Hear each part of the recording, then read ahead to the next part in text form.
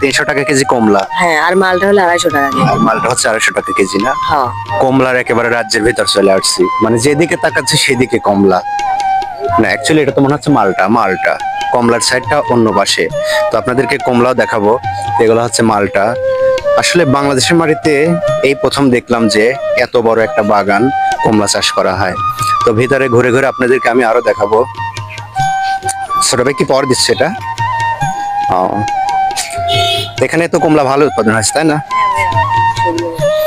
তো এখানে কমলা বিক্রি করা হচ্ছে কত করে একটু যদি বলতা? 300 টাকা কেজি। 300 টাকা কেজি কমলা। হ্যাঁ, আর মালটা হলো 250 টাকা কেজি। আর মালটা হচ্ছে 250 টাকা কেজি না? হ্যাঁ। তো শুনলাম যে মালটা নাকি অনেক সুস্বাদু, হতে কমলাও কি মালটার মতোই স্বাদ আছে? কমলা একটু বেশি স্বাদ। কমলাই বেশি স্বাদ। হ্যাঁ, আর অনেক মিষ্টি। আচ্ছা। আপনারা ঘুরে ঘুরে দেখেন। তো আসলে আমরা একটু ঘুরে ঘুরে দেখি কি অবস্থা ভিতরে।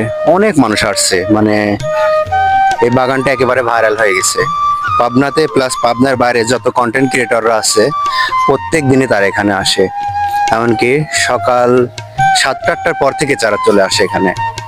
তো আসলে সে এখানে এতটাই ভালো লাগতেছে, কারণ আমরা তো আসলে ওইভাবে কখনো কমলার বাগানে ঢুকিনি বা মালটার বাগানে ঢুকিনি।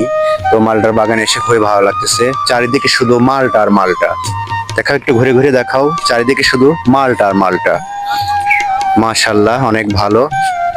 তো একটা মালটা মনে হচ্ছে ওখানে পড়ে গেল, বড় একটা মালটা পাখি ফেলাইছে না?